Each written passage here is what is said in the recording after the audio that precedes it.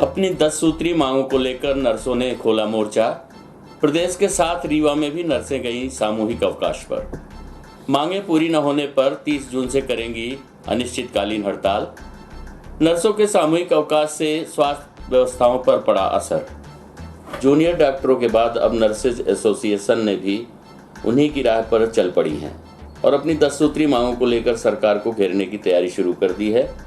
ये नर्सें अपनी मांगों को लेकर सरकार से काफ़ी समय से गुहार लगा रही थी। कई बार आंदोलन किया, धरना प्रदर्शन किया, हड़ताल में गई, लेकिन इनकी मांगें अभी तक पूरी नहीं हुई।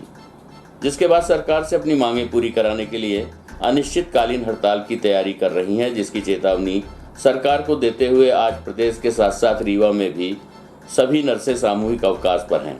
इनके हड़ताल पर जाने से स्वास्थ्य व्यवस्थाओं पर असर पड़ा है। हालांकि अस्पताल प्रबंधन नर्सिंग छात्राओं से सेवा लेने जा रहा है, साथ ही जूनियर डॉक्टर भी अस्पताल में व्यवस्थाएं देख रहे हैं, लेकिन जिस तरह से नर्सें अपनी जिम्मेदारी से व्यवस्थाएं संभालती थीं वो नहीं देखने को मिल रहा। नर्सों के अवकाश में जाने से यहाँ की स्वास्थ्य व्यवस्थाओं पर काफ़ी असर पड़ा है। ये नर्सें अपनी मांगों को लेकर कई बार अलग अलग तरीकों से सरकार पर अपनी आवाज़ पहुँचाई है, लेकिन इनकी मांगें पूरी नहीं हुई।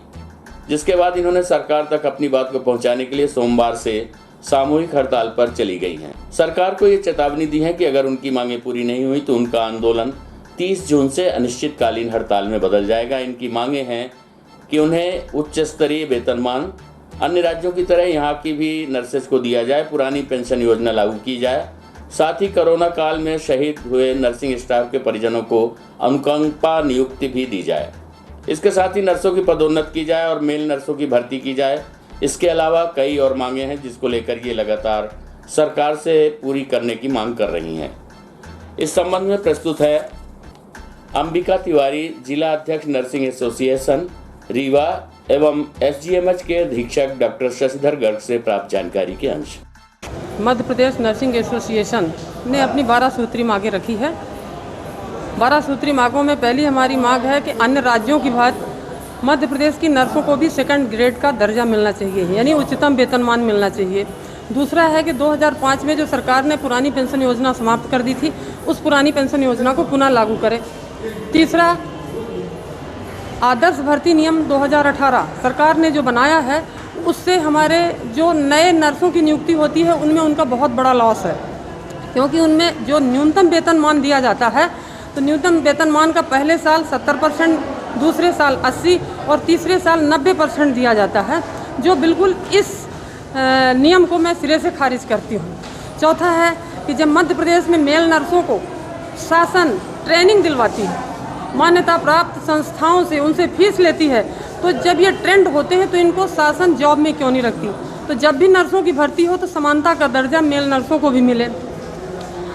स्थानांतरण की नीति लागू होनी चाहिए।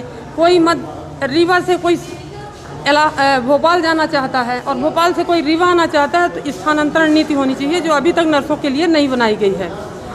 हमारी जो मध्य प्रदेश की स्टूडेंट नर्सें हैं, जो छात्राएं जो ट्रेनिंग करती हैं, उन्हें 100 रुपये रोज़ की दर से उनको मेहनताना दिया जाता है, पारिश्रमिक दिया जाता है, जबकि हमारी मांग है कि कलेक्टर रेट कम से कम 18,000 रुपये पर मंथ उन्हें मिलना चाहिए।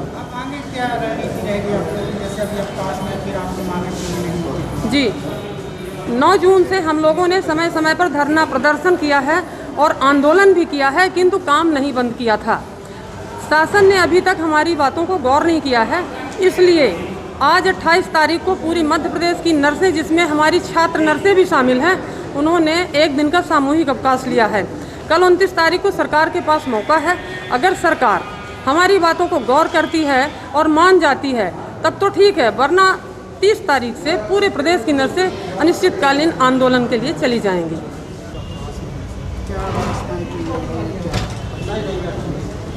आज के लिए सामूहिक अवकाश का उन्होंने आवेदन दिया है और कल के बाद परसों से उन्होंने अनिश्चितकालीन हड़ताल पे जाने का एक नोटिस दिया था। तो उसमें वैकल्पिक व्यवस्था के लिए जो छात्र नर्सें हैं, स्टूडेंट नर्सेस हैं, उनसे बात की गई है और उनको समझाया गया है कि आप लोग हड़ताल पे नहीं जा सकते, क्योंकि आपका कोई उसमें पहले से पूर्व नोटिस नहीं दी गई है, आपने अपने मुद्दे कोई ऐसे बताए नहीं थे जिसके आधार पे आप हड़ताल पे जाएं। तो वह हमने उनको कहा है कि अगर आप नहीं आएंगे तो अवैधानिक होगा, आपके खिलाफ़ कार्रवाई की जाएगी इसके अलावा जो प्रोबेशन पीरियड में हैं अभी नर्सें, कुछ जो अभी नियुक्ति हुई है प्रोबेशन पीरियड में हैं, उनको भी ये कहा गया, उनमें से कुछ नर्सें आ गई हैं, अभी काम पे हैं, और भी नर्सों ने सूचना दी है कि हम अभी दोपहर में आकर के ज्वाइन कर रहे हैं। तो हम लोग उनसे व्यवस्था बनाने की प्रयास कर रहे हैं। कुछ सीनियर नर्सेस हैं जो कि हड़ताल पे नहीं गई हैं, जो वर्तमान में कार्यरत हैं। इस तरह से प्रयास चल रहा है काम करने। कुछ असर तो पड़ा है मरीजों के लिए, लेकिन अभी हमारे जो डॉक्टर्स हैं वो डॉक्टर स्वयं जो है वार्डों में, मैंने जा कर के एक वार्ड में देखा है, स्वयं वो मेडिसिन भी लगा रहे हैं मरीजों को, और जिससे कि व्यवस्था प्रभावित न हो पूरी कोशिश कर रहे हैं। तो हम अपने इंटर्न्स उनको ड्यूटी पे लगाया गया है, जो जूनियर डॉक्टर्स हैं वो हैं, सीनियर डॉक्टर राउंड पे हैं। तो इस तरह से वही लोग दवाइयाँ दे रहे हैं, जो नर्सों का काम है वो कोशिश कर रहे हैं कि मरीजों का काम प्रभावित ना हो, इस तरह से व्यवस्था बनाई जाए।